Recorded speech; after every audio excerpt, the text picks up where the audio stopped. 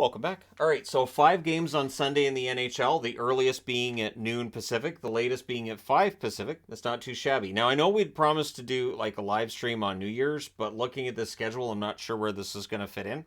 So, noon Pacific, 3 o'clock Eastern start between the Carolina Hurricanes and New Jersey Devils. And I generally don't do live streams during game times. So, the first meeting was December the 20th. Carolina won that one 4-1. The third and fourth meetings are January 10th and March the 12th. So between December 20th and March the 10th, or January 10th, I should say, 3 meetings between these teams. For Carolina, they're 24-6-6. Of course, if you're a Canes fan, you know they've won 10 in a row. They're going for 11. They're 6 points clear of New Jersey and 7 points clear of Washington. On the New Jersey front, they're 23-11-2. Their last 10 games, 2-7-1, but they're coming off of a win. And it felt like that was an important one for momentum. So we'll see if that is in fact the case. They are 6 points back at Carolina. They're 1 point ahead of Washington. And they're 4 points ahead of Pittsburgh, the New York Islanders, and the New York Rangers, who are technically below the line. So I just put Pittsburgh and the Islanders on there as the teams that are above the playoff line. But this is going to be a tough division going forward. So New Jersey needs to get some wins rolling. And for Carolina, they're going to look to make it 11 in a row. 5 o'clock Eastern, 2 o'clock Pacific start between the New York Rangers and the Florida Panthers is the first of 3 meetings. They'll meet again January the 23rd as well as March the 25th. The New York Rangers 19-12-6 overall. Their last 10 games are 7-2-1. They are, as mentioned, tied with Pittsburgh and the Islanders, but they have less regulation wins. So that's what's keeping them below the line right now.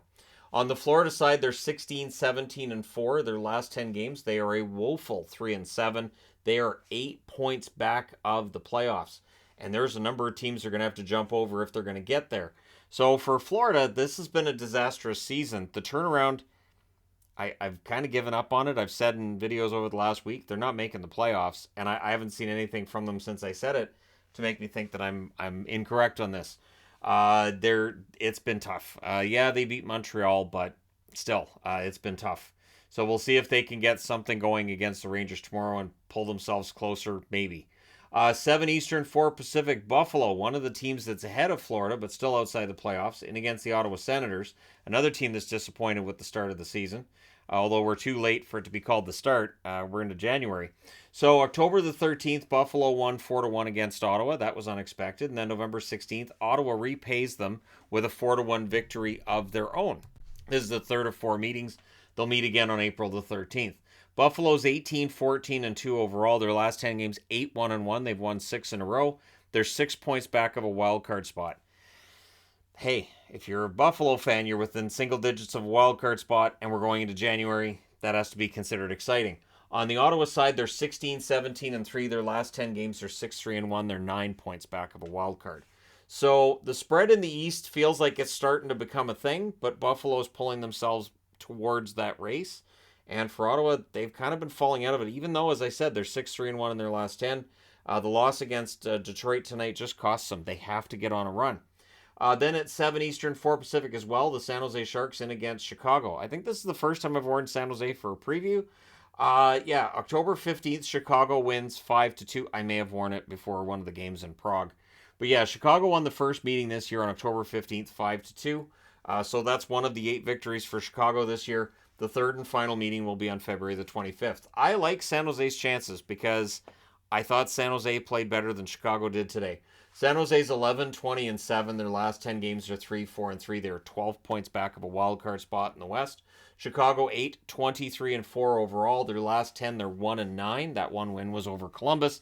Columbus got revenge for that today. So tomorrow they go up against San Jose. Only 21 points out of a wild card spot in the West. Just 21 points.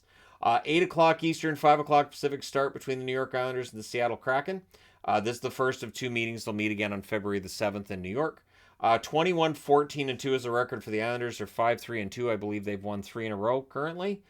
They're 4 points back of New Jersey, 3 points back of Washington. They're tied with Pittsburgh and, of course, with the Rangers as well, who they're done with for the rest of the season. But yeah, it's going to be a dogfight in the Metro, and I'm looking forward to it. Seattle 18-12-4. Their last 10 games are 3-6-1. They're 1 point back of a wild card. It's not that long ago. It felt like they were with the Kings 2-3 in that division, and it looked like they could stay there. And now Seattle finds themselves below the line.